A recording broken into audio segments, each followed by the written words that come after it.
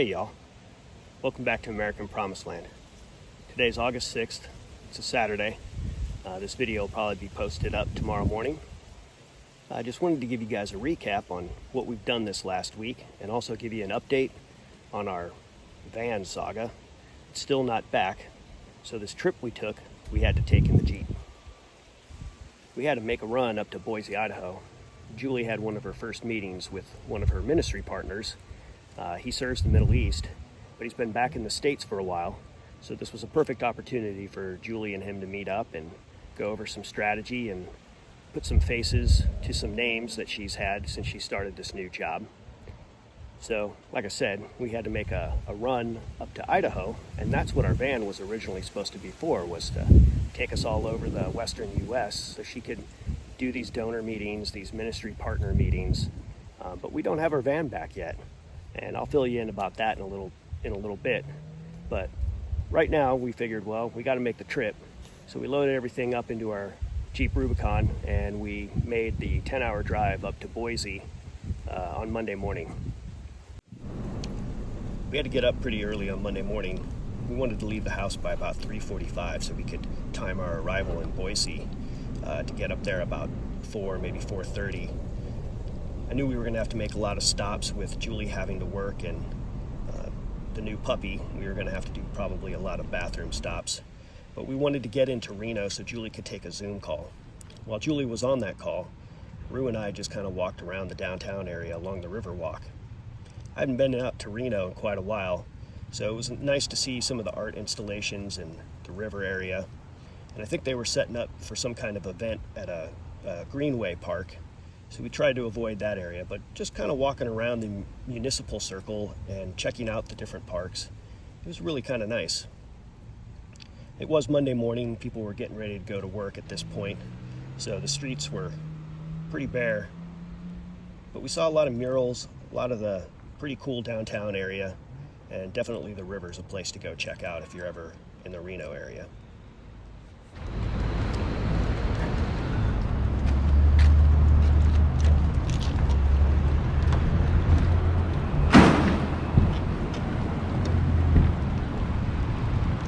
After Juli's Zoom meeting, we headed east out of Reno on Highway 80, out towards Winnemucca. We had to make a short pit stop off the side of the highway, middle of nowhere. Girls needed to use a restroom, so we pulled over into here. This was an interesting place. Anyhow, after Winnemucca, we started heading north on 95. I'd never been on this part of the highway before. It's pretty interesting. It looks like you go up through southeastern Oregon, up through the edge of the Alvord Desert. We're definitely going to have to come back through here. There's lots of places to explore, but we were kind of on a mission. We had to get to where we were going, and unfortunately couldn't take too many breaks.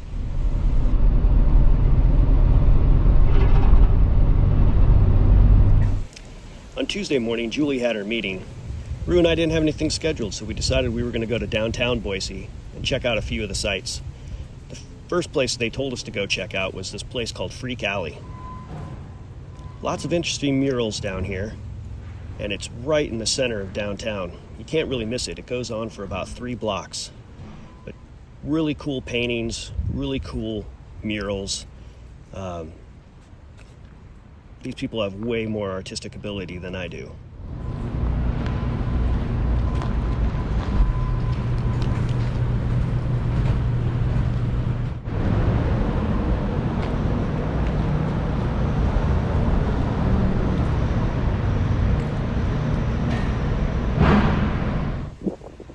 The next place we went to was just a block away.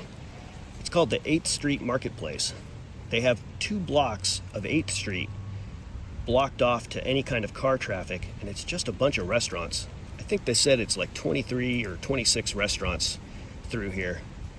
Again, this is morning time before lunch, so nobody was really out. All the restaurants were just starting to open up and prep all their tables, but I could smell a lot of the stuff that was being cooked, and definitely need to come back here after lunchtime.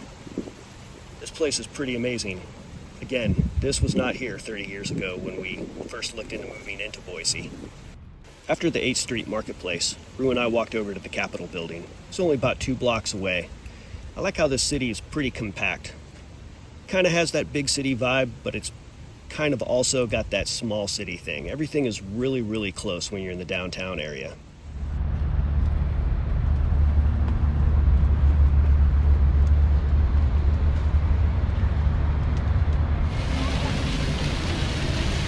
From there, we went to the city center, and they had a bunch of fountains. A bunch of kids were playing out there. It's pretty nice.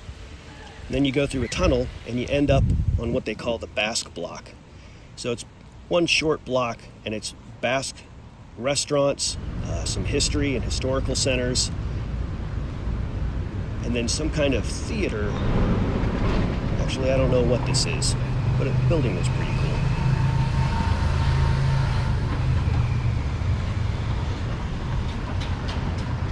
Out on the street, somebody recommended we go down to the Julia Davis Park. This is their river walk, which again is just within a couple blocks of everything else. So Rue and I walked down here, and at the entrance as you come in, to the left, there's the Idaho State Museum, and then to the right here is the Boise Art Museum. It was open, but no dogs allowed. So we just walked through the park, into the greenway, and found the municipal rose garden. Rue actually had no interest in any of the geese over here, so we just kind of walked up to the gate to check out the rose garden itself.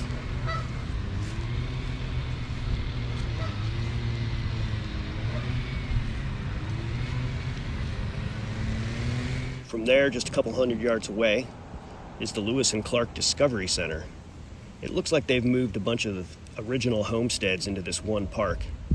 Again, I didn't get a chance to really walk through here. Our time was getting short, and it was about 100 degrees in Boise on Tuesday. Rue was pretty wiped out. I knew I was going to have to get her back to the hotel pretty soon.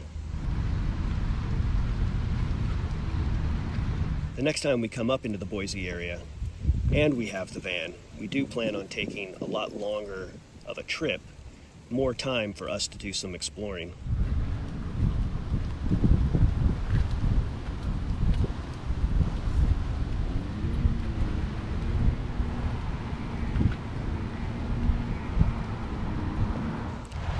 Rue and I finally made our way down to the river. She had all kinds of new smells to find and made all kinds of new friends.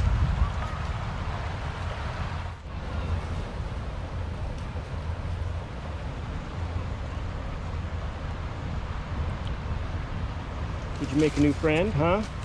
Did you make a new friend? So after we explored downtown Boise, Rue and I made our way back to the hotel. We met Juli after her lunch meeting, and we chilled out a little bit, cooled off in the air conditioning. Then we decided we'd go out for some dinner. We just found a burger joint. We had to get up early because we had to drive all the way back on Wednesday, and we needed to finish up a lot of different chores. So it was just a super quick trip up and back. Apparently I am a horrible photographer, and this has taken about 14 takes for me to get the actual camera to start rolling, and now there's sun in our eyes. But we're about 11 miles from home, and we're almost back. Pretty safe and uneventful trip, although I'd say we're just a little bit tired at this point. Would have been nice to have done this, 1,300 miles, something like that, in our Winnebago Bolt RV, but yeah, they suck. So we are in our Jeep Wrangler, and it's worked just fine. So would have been nice to have had a bed and a kitchen, but we've made it work, and we're just thankful to be almost home. Right? Right.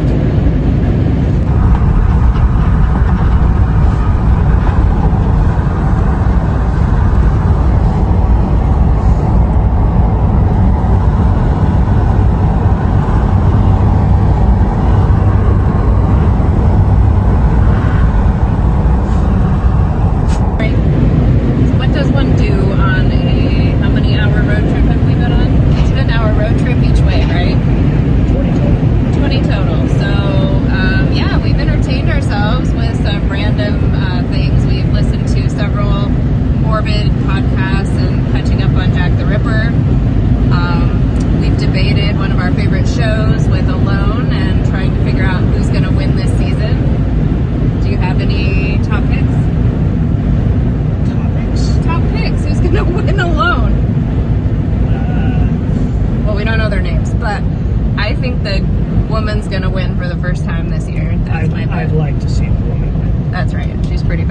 So that's who we hope wins. We get to see that tomorrow night. We did get to watch Saul last night, so we did 2 more episodes. Get to see that, and Brandy is now stuck in my head and I can't stop singing it, which I will not do for you right now. Yeah, so other than that, reading the news, right? There's nothing else. So let us know, what do you do on your super long road trips when you're in the middle of the desert and maybe don't have coverage and nothing to keep you entertained? And you don't have time to stop anywhere and enjoy the scenery. Right, because you have to work, you know. Drive straight through. Yeah.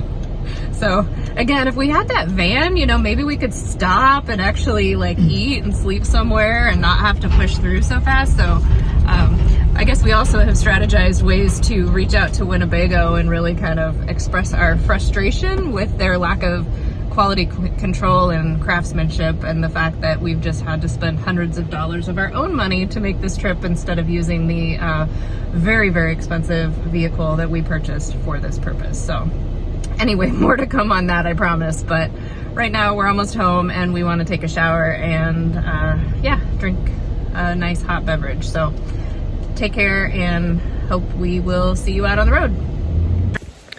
So like I said before, when we do these trips and we have the van, we're going to plan on taking extra time to check out some places. So if you're more familiar with Boise than we are, go ahead and leave some comments down below. Let us know where we can go. It doesn't have to be in the city, anywhere around Boise. I know there's a place called Bogus Basin up in the mountains. It's a ski resort, I think, but it's got to have some cool stuff in the summertime. So again, if you guys have any ideas, go ahead and leave some comments and let us know. So as far as the update on our van goes, we got some conflicting stories when we got back. We called La Mesa because we almost thought that it was going to be a finished, done deal by the time we got back on Wednesday.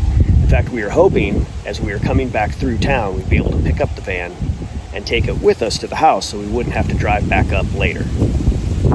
Well, that's not what happened at all. Before we left, we got a story from the coordinator that they had narrowed it down to a specific part, and that once they replaced that part, it should fix all the problems. And that this part was a Winnebago part number, and that they had it expedited. Now, this was the week before we left. So that's why we thought the part would come in Monday or Tuesday, expedited, and that the truck would be fixed and ready to go by the time we came back on Wednesday.